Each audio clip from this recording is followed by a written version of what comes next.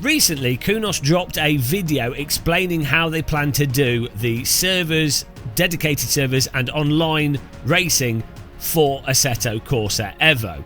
And though I personally think many aspects of what they're going to do with this are fantastic and exactly what sim racing needs, there is one component of this that will be pretty devastating to many hardcore Assetto Corsa fans, and really sort of paints a picture of the direction that I think Kunos are really trying to go in with Assetto Corsa Evo. So in this video we're going to talk about the positives and the cons of this developing situation.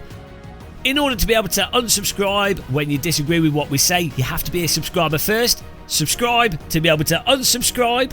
Click the like button. Nobody knows why. And thank you again to all our channel members and supporters.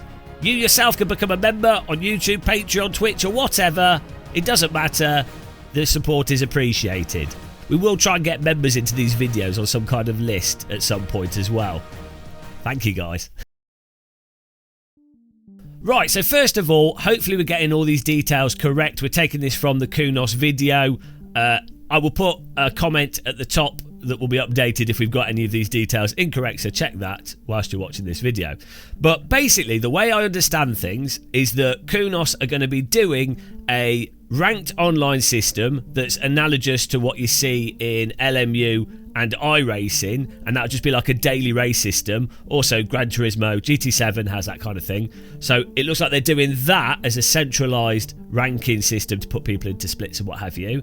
But then Kunos are going to have a dedicated server hosting system, but it will only be available through their service. So you won't be able to go to Emperor servers or Rackspace or whatever, or host your own server necessarily.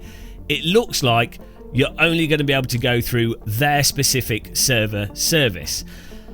And then their specific server service will cost $1 per month per slot on their server.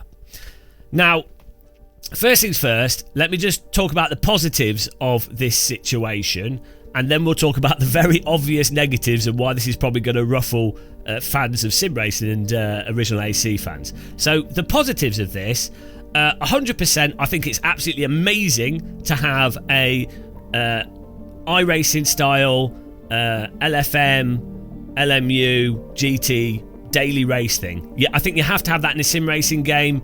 It's like Counter-Strike. You have to have an ability to jump into a race with the ranking, with the splits. It should be the first thing people see, focuses them into specific content, into well-curated races. It really helps limit the complexity and the annoyance of working out what to race, what to go on, what's official, what isn't official. It's a really, really good thing for sim racing.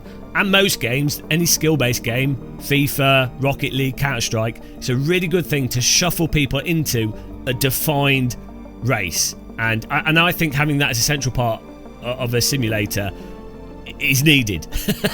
I thought that was going to be the case with ACC, to be honest, but it wasn't. So I think that is absolutely amazing, and I want to see that in any simulator. Second to that, I also think it's absolutely fantastic for a simulator to offer the ability to create a good dedicated server or a good official server through a direct partner of that simulator, or even through the simulator software itself, like what you can do in iRacing, like what you can do, I think, with Le Mans Ultimate. An official thing where you could just quickly go set up a server, put in the details, and it hosts a high quality server that you can even pay, you know, maybe $1 per slot or whatever price per slot, but it's all done through the user interface. It's all official. It's all very convenient. I think that's a really good thing for sim racing companies to offer, and I think it does get rid of the possibility of having, or helps reduce the possibility of having completely messed up servers or people hosting servers on totally garbage systems with garbage network connections. So I think offering that as an official thing that's notified as official or quality or whatever, absolutely superb. Where this falls apart And this becomes a total kick in the face for hardcore sim fans. It's kind of similar to what's actually happened with Counter-Strike with CS2 as well, where if you can't host your own server on your own computer or go to like another dedicated server hoster provider, you've basically removed the control and freedom to create fully custom servers, or very cheaply or effectively for free create your own community servers with your own community settings and whatever random thing you want to do. And then in the case of Assetto Corsa, you've then removed probably a lot of like modding opportunity, a lot of content opportunity, a lot of spontaneous stuff, and a lot of what effectively made the first Assetto Corsa the first Assetto Corsa. Like, the fact of the matter is, if you look at Steam charts and you look at the sales numbers for the original Assetto Corsa, what rocketed the original Assetto Corsa's success was the no Hesse cruise servers, and that mod that worked with those no Hesse cruise servers, and all that custom server hosting, and then the people setting up those cruise servers, setting up all the rules for those servers, and making those servers work, which would just not be possible and not happen if you had some authority developer saying, no, we're doing it this way, and you have to do this, you have to do it our way. It wouldn't have happened. And so AC1's wider market success in the whole cruising scene, which is, to say, the biggest part of AC1, it wouldn't have happened. So what made AC1 basically couldn't have happened if you had this whole server thing. Also, it's worth pointing out as well, $1 per slot is a lot of money to be paying relative to what you normally pay for server hosting. Sure, maybe it's a really high quality server, maybe it's listed nicely, maybe the settings are nice. That's fine.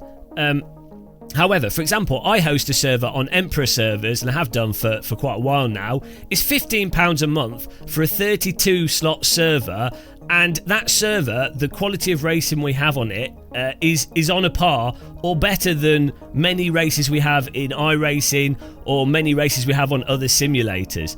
AC1's always had a bit weird netcode, and there's certain things with it, like every simulator has weird netcode, but for £15 a month, we've got a 32 slot server where we can run whatever cars we want, whatever tracks we want, and it gets listed nicely and it's simple to join into.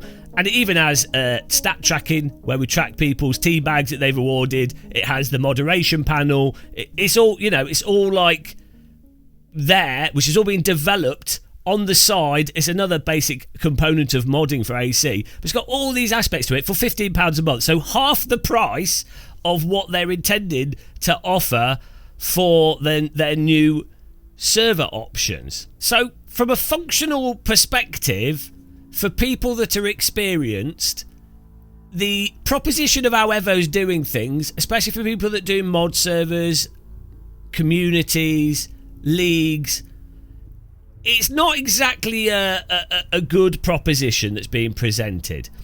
And on top of that, if you were to put a cynical hat on, this is my cynical hat, you couldn't help but feel like that maybe Kunos have seen the success of AC1 and thought, we're not really capitalising on a lot of this stuff that's occurred from all these mods, and we would like to be in a position of control over all of this world. No to socialism within the sim racing space. How dare these modders do things independently and ironically end up with us selling many more copies of our game because they've done stuff that we didn't think of. But how dare these modders do all this and we can't capitalise on it? So no, things have to be under Kunos control. The all-seeing fist of Kunos will dominate everybody, whether you like it or not. I would say I would actually be totally welcome to an all-seeing fist of Kunos if the underlying simulator was indeed better than the simulator from 10 years ago. I think a lot of people would be much more accommodating of that. The reality is, actually, fortunately for Kunos, on the console, you really don't have this sort of simulators particularly, especially the cruising stuff, especially with what you would potentially get from Assetto Corsa Evo. So this whole structure and everything will work, I think, fantastically for console gamers that themselves have been beaten to death by the corporate fist of Sony and Microsoft, so they're just used to that. But you know, the PC gamers that are used to like a bit more freedom, a bit more consumer rights, a bit more affordability, the PC gamers go away. We don't want you, can't make much money out of you guys, get out of here. On an aside to this, I think this situation is also quite analogous to what you see or saw with Counter-Strike 2, or more specifically Counter-Strike Go from Counter-Strike Source, where in Counter-Strike Source you had like a general public server browser, which was the general way to access servers, and lots of people hosted servers. A lot of people hosted mod servers with crazy game modes on it, where you'd be like doing a rat race thing or surfing or all these other things that were actually really quite popular and quite a big part for a lot of Counter-Strike players.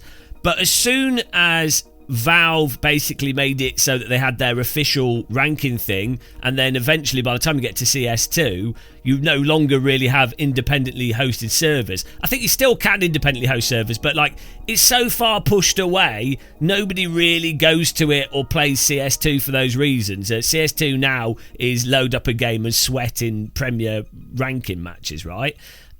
So it kind of, it's just killed off that joyful, playful side of Counter-Strike, and I think that is effectively what is going to happen with Evo. Is it will, I think they might polish it, they might do a good job, they'll probably make a lot of money out of it, but I think it's the fist of Kunos trying to beat the joy and playfulness out of AC players. I don't blame them. You know, the world is about making money. It's not about having fun or a good time or doing the right thing. So good job, Kunos. I will put corrections in the comments if we've got anything wrong. We'll update you as the news evolves and we get more information. Kunos have not responded to accusations of them beating players with a fist. Until the next one, happy tea drinking and goodbye.